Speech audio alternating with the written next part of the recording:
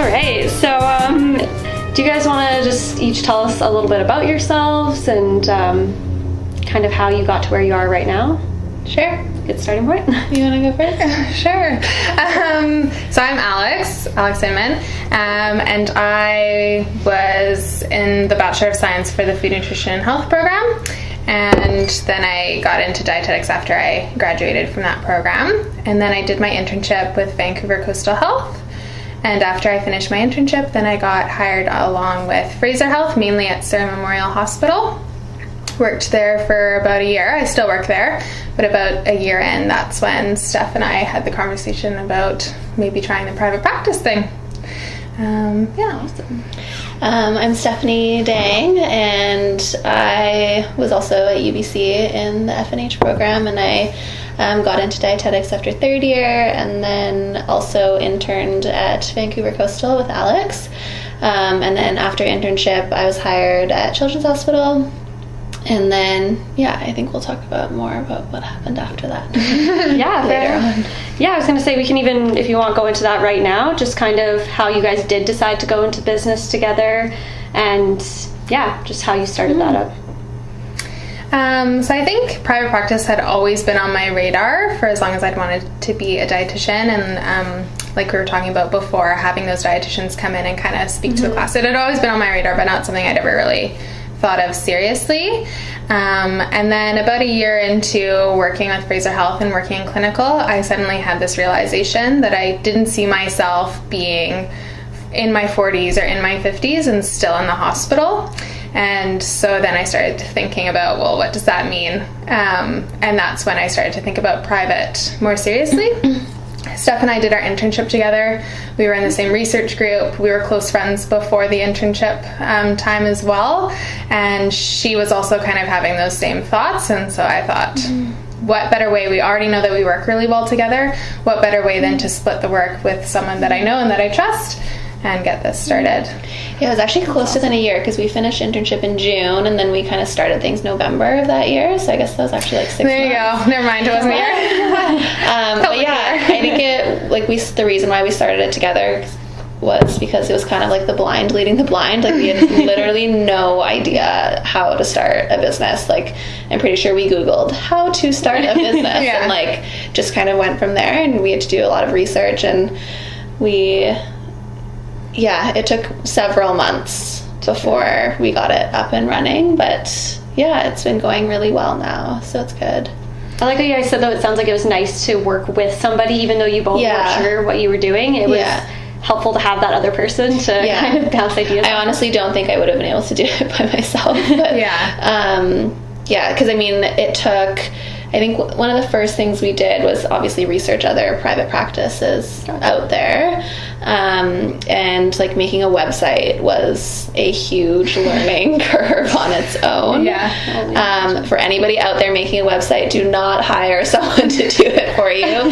Use like Wix or WordPress. It's so easy and you can do it. We made that mistake. That was our only like major mistake, I think, that we made. And it wasn't even really that big. It felt big, but it wasn't really that big. But what's nice about choosing a partner is that what I found is anytime where I would kind of fall off the bandwagon and, kind of be like, oh, this is a lot of work, I don't know if I want to do it, Steph would kind of like take charge, and then if I felt that from her, then I would kind of take charge. And so between the two of us, we really motivated each other to get it done.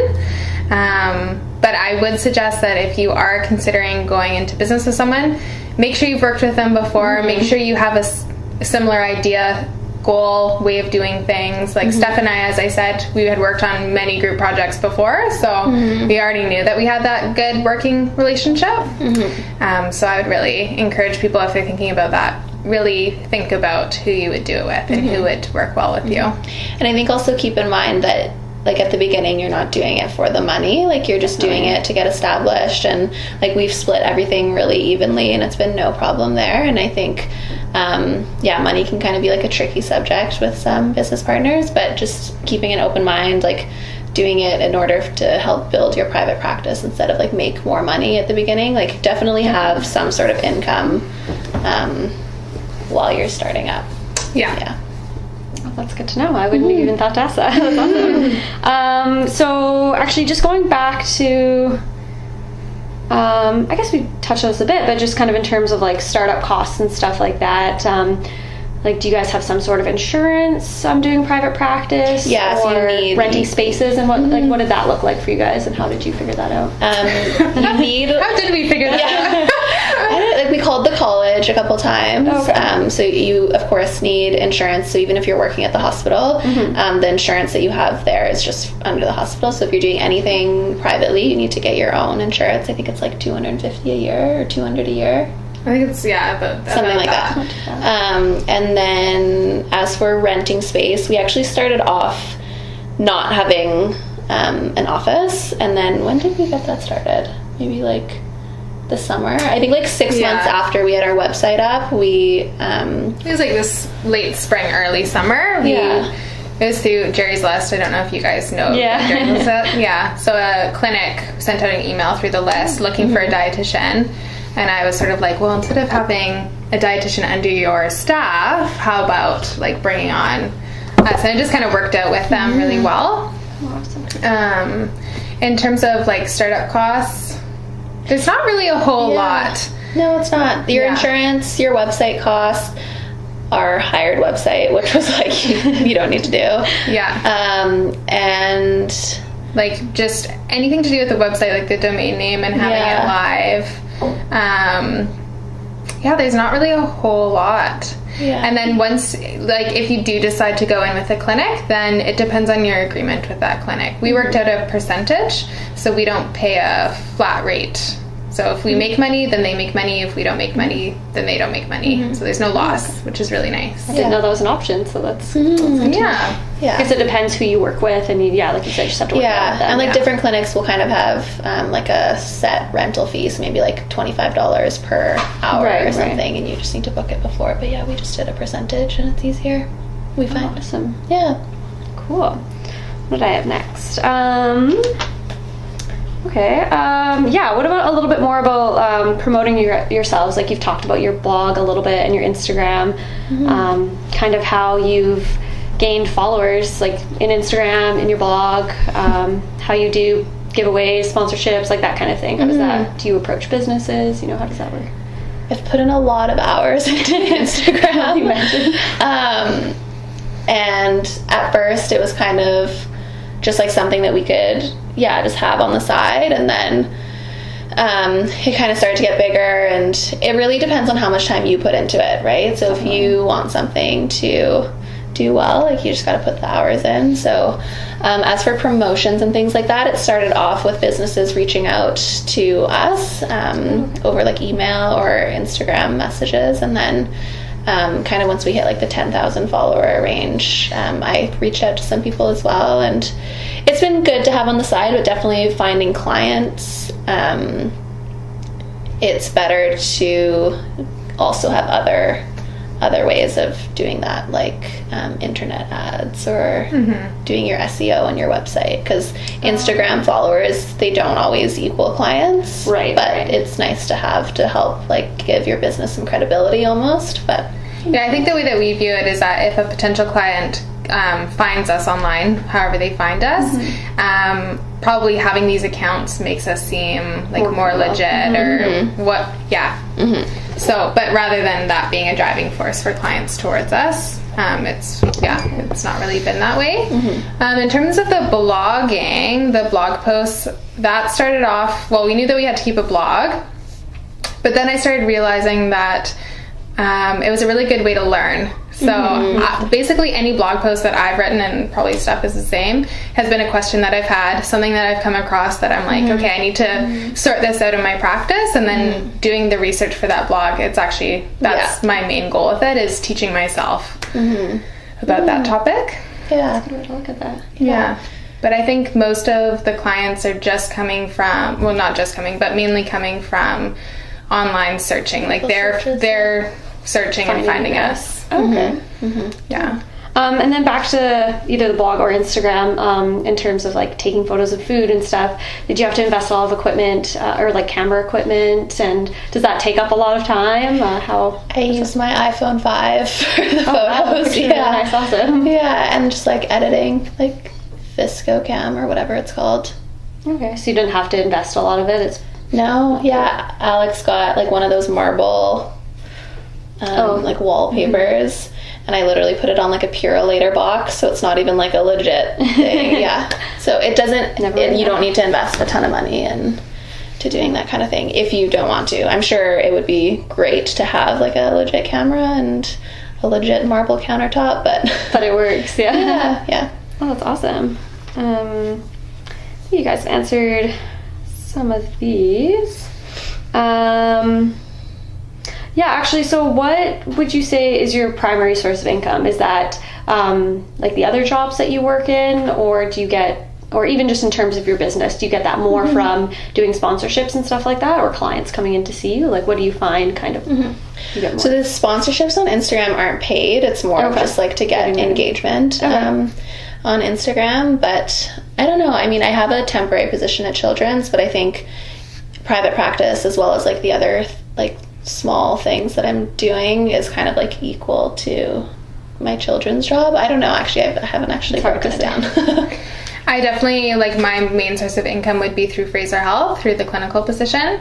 But what I've noticed even just this year is like the growth of the private practice has been exponential. Like if I think back to where we were a year ago, it's incredible, the growth. So it wouldn't surprise me if in the next few years it would take off to the point where we could work part-time or even just primarily get our income from private practice. Oh, so it's not, I know you guys touched on that earlier. It's something where not in the beginning to expect you're going to make all this money, but it's something that it could happen over time if you put the time and effort into it. And like you can like definitely explore. There's so many more. I was actually thinking that I was going to be working clinical for the rest of my life, like full-time clinical. And then like Alex, going into it, I like it and it's awesome, but doing stuff on the side, like I'm working at the Oval as well as a sports dietitian, which has been a lot of fun, and like with another athletic conditioning company too as a sports dietitian, and even just like I recently partnered with Cobb's Bread to be like their nutrition consultant. So there's so many different avenues that you guys can take that definitely keep your mind open, and this is not where I thought we would be. On that note, actually, how did you guys like find these different avenues? Is it more just like looking stuff up online and talking to people? And I think Jerry's List was the Cobb's Bread thing. The Oval, I don't remember. I think I reached out to them, and then the lady just happened to be going on a mat leave, and then I took over. Just not being afraid to reach out and ask people and put yourself out there and apply for positions even if you don't think you're qualified. Just throw your name in the hat, because I think you'd be surprised what you would get. Never know what happens. That's encouraging to know. Actually, definitely. We've touched on this a little bit too, but what does collaboration look like for you guys in terms of like you've mentioned that you focus a little more on the Instagram, but how does it work with doing blog posts? Like you do those independently? Do you mean collaboration between us too, or? Yeah, sorry. I mean like with everything. I mean like in terms of writing posts, who does what in the practice? What are your roles?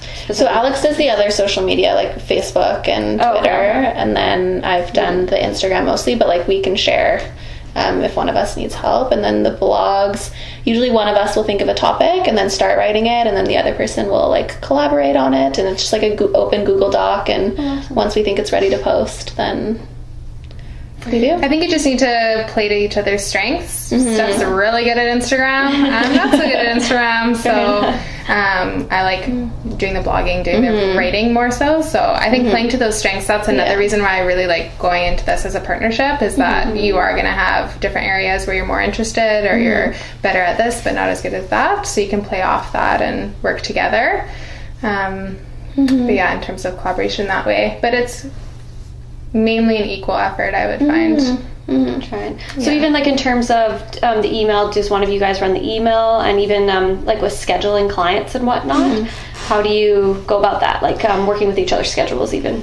So generally like we try our best to switch, like Alex got a new client, the next new client will be mine, and then switch that way. But another good thing about having two of us is that, let's say like I was on vacation, then Alex would be able to just take over any business that was there then. And I mean, we both have access to the email, so we both check it regularly and just kind of respond. And Or constantly texting and calling. Yeah. Like, hey, did you see that email about this thing or that thing? Like, when you guys emailed, we had to immediately text each other basically as soon as we saw it. Yeah. We figured it out together. Yeah. Oh, that makes sense. That's awesome. That's good. It sounds like you guys have good communication, which seems huge. Yeah, honestly, it hasn't been, like, it's been so easy, which has been nice. But I think Alex made a good point, just making sure that you have worked with the person if you are going to collaborate together, like multiple group projects. You guys are decent friends, at least, if not good friends. So, yeah. Oh, that's awesome. That makes sense. Yeah, I guess this can even speak to some of your clinical work, but what would a typical session look like for you guys if you were... actually, maybe you can all rephrase that. I know you guys have on your blog, you have different types of packages that people can purchase, whether it's like grocery store tours or different types of session packages that people can purchase. So how does that look like? How would a typical session run, or how do you determine how much you're emailing that client back and forth? I noticed you guys have email on there. Just kind of where do you draw the boundaries, and what does that look like? It's a big question. Yeah.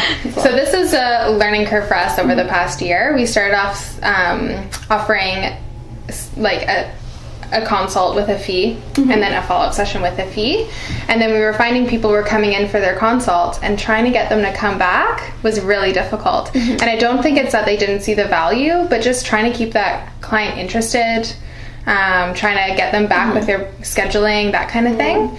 And then we realized packages were the way to go. If you get people in up front, they know that they have this goal, and if they've paid for everything up front, then they're going to stick to it. So that's where we got that from. We did a lot of research into people's health insurance and what the typical amounts are. So all those packages actually fit into typical amounts for what people can get covered. And that's a big selling feature, is that if you can tell someone, hey, you can see me and you don't have to pay for it, someone else is going to pay for it. I think that's a really big way to draw them in. Yeah, that's huge. That makes sense. And I think for us, what we learned really quickly, and I think we're still kind of learning, is valuing your own time.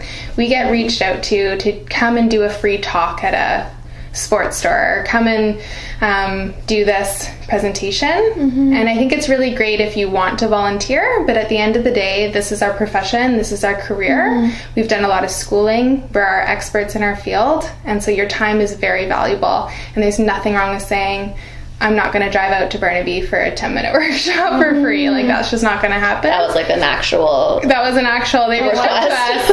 For 10 minutes. Yeah. So even if you're just starting out, you're brand new, like, I think if you can value yourself, then other people will see the value in you, is what I'm trying to say. Yeah. And we did, like, we've done a lot of free workshops, a lot of free talks and things like that. And once we kind of realized, hey, we're not actually getting any extra business from these things, because, I'm not sure why. But I think once we started definitely setting boundaries in the way, like, okay, sounds great, this is what we charge, and not being scared to do that. That's I was just going to ask that. Do sometimes when you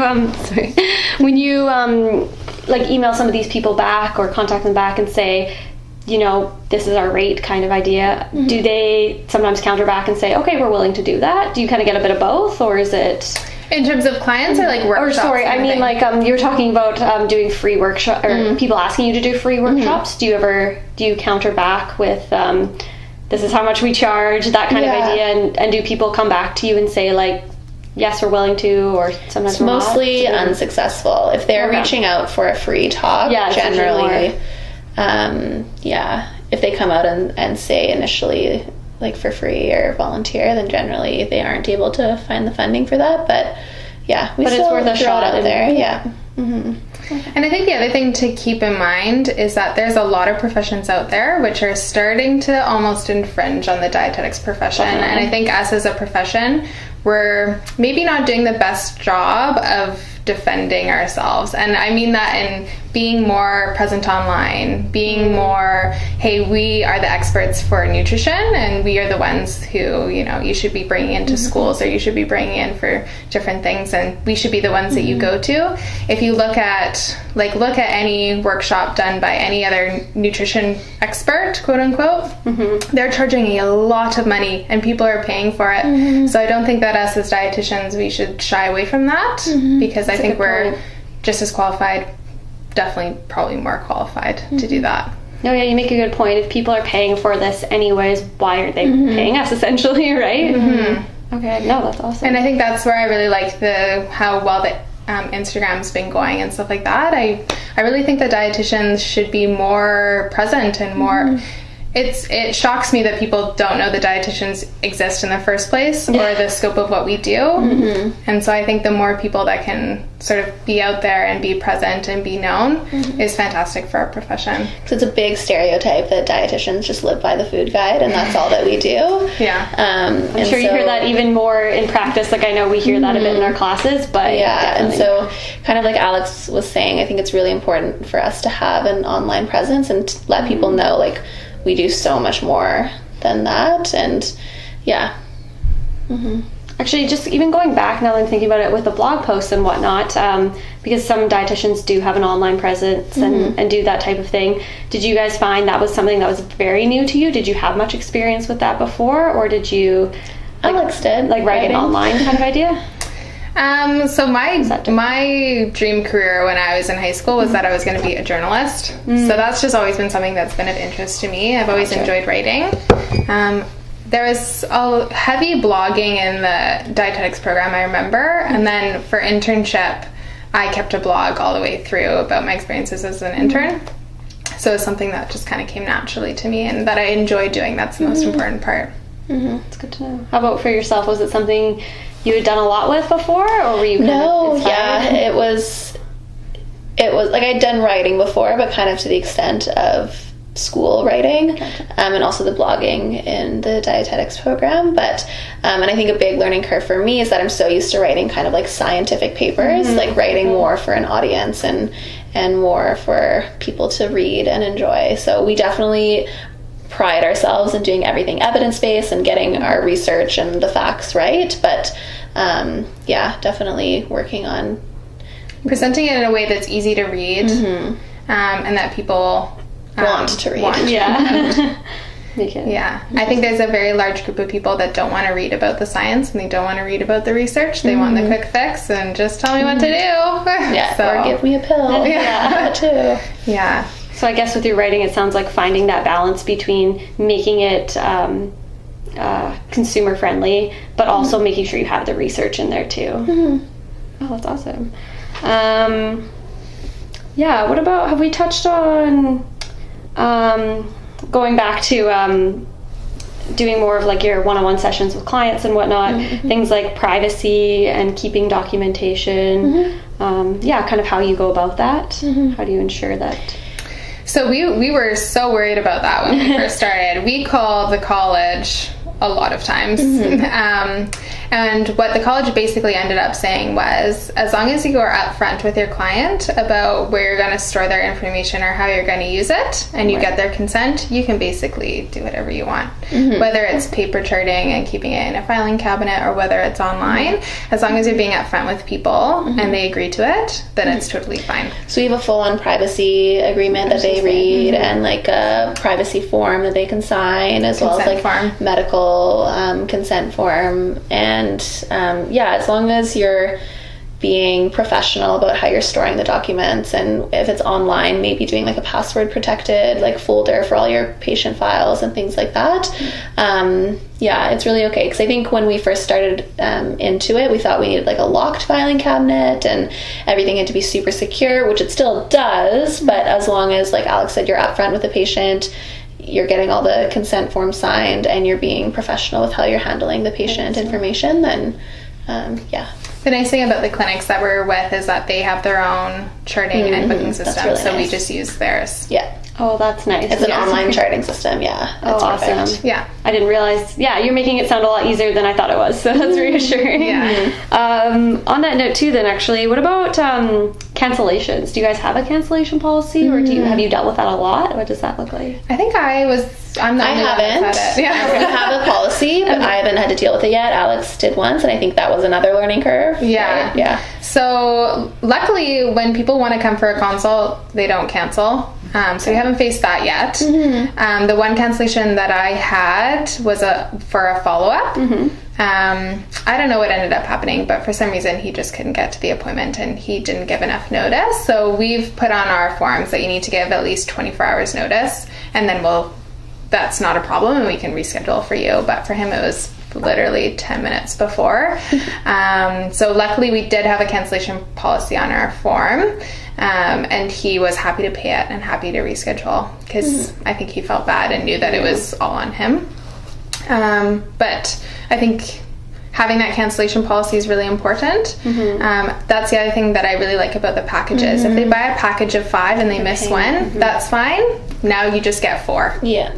Right? You already have that money, so you don't need to face that kind of awkwardness. Yeah, I was going to say, I guess with packages it's okay. I was going to ask if you do like keep people's credit cards on file, or is it more just a conversation you have? But I guess if you pay for the packages up front, then that kind of takes it. And it's all through the clinic, so they handle all the payments and everything. So, yeah, we don't. I have heard of people using the same booking system that we use, and to book your first appointment you would need to put your credit card on file, and then they would charge your credit card. So I think it depends on whatever works for you, and it would be a learning curve, but it's only happened once for us. And I think it's similar to other professions. Like if you go to the dentist and you make a cancellation in less than 24 hours, they charge you. So same with like physio and a lot of other like medical professions. So definitely having the cancellation policy, because your time is very valuable. Definitely. So. And if you're with a clinic and you're paying a flat rate, then you've missed out on that rate, right? If they cancel. So I really like that you guys have emphasized that like our time is valuable, because we've spent so much time going to school, learning this profession. Yeah, and don't feel bad. This is completely fair. This is what everybody else is doing in the field, in the health field. So it's not something that clients are shocked by. Right. Yeah, this is right. Like you said, same as dentists, same as anything else, so it's not abnormal. Yeah. Awesome. Another thing I was just curious about was I noticed, I think I started following you guys maybe in the fall or summer, but you guys had a name switch. Do you want to talk about that and like how that came about? So what was your name originally? It was A&S Nutrition Consulting, and we just honestly had no idea. Neither of us come from like creative backgrounds, clearly, like A&S. But and then once we started going, and we wanted something like unique to us, and I don't know, it was a cool name. We just came up with it. It was like, with it. We didn't really think about it, I don't think. And then once we started realizing the main people that were finding us were through Google, and people going through Google are going to Google dietitians in Vancouver or Vancouver dietitians. And then one day I just looked at Instagram and I was like, hey, Vancouver dietitians is available on Instagram. Should we do a name change? Yeah. And it was just kind of like a no-brainer, like, oh, why didn't we think of this before? Because it makes so much more sense to, so that's why. No, that makes sense. It sounds like you were catering more to your audience that way, and something that you wouldn't necessarily realize just starting out, but you're like trying to come up with something cool and interesting, but just keep it simple. That's reassuring too, because I know for myself I'm not the most creative, so it's kind of nice to know that just like if you go back to the basics, something simple works, because you make a good point. People are just going to Google Vancouver dietitians, and then you guys will pop up. Simple name, simple logo, simple website, just nothing crazy needs to happen. Okay, that's awesome. So I'm just trying to see. I think you guys answered most of our questions, but I was going to ask if there was anything you guys wanted to add, or just if you had any recommendations for us in general about going into private practice, and anything I've missed. Just do it. Do it? Just do it. You're never going to feel ready, or you're going to think, I have to do all these things before I can launch. Just launch it. And you're going to learn so much, and we're still learning so much, and you're going to change things around, and that's totally okay, but you have to get started somewhere. Because I'm going to be honest, I didn't get my first client until June, and we started in like November, December, so But then, like Alex said, as soon as we got going, it's just like grown exponentially, and I'm hoping it'll continue to grow. By next year, we'll be like maybe even doing this full time. Like, who knows? But yeah. And Steph's saying like our first clients were in June, as if that's about it. That's 6 months, basically. Like, still, it feels like forever. And I think Steph and I put a lot of pressure on ourselves, and we're very much like the overachiever type of personality. But yeah, the growth has been huge in such a short amount of time. I think there's a market for it. I know that there's a market for it in Vancouver. I think most people are going to RHNs. They're going to their naturopath for this information. And I want to see dietitians starting to come out. I think Vancouver is a great city to do it in. I think there's room for all of us to succeed here. And I would kill to see dietitians just like killing it at social media, killing it at private practice, and just kind of changing people's perceptions of what a dietitian means. Yeah, because I run into it a lot. Like, there's just like a negative connotation with dietitians for some reason, and like people will pay $200 to go see a nutritionist or naturopath, and they'll pay another $300 in the supplements that they need, right, and all the pills that they're selling. And we've learned that people love the quick fix, and they want that sometimes, which is unfortunate. But I think we need to promote our profession a little bit more, I think, in the private practice area. So I think it's awesome that you guys are all interested in doing that.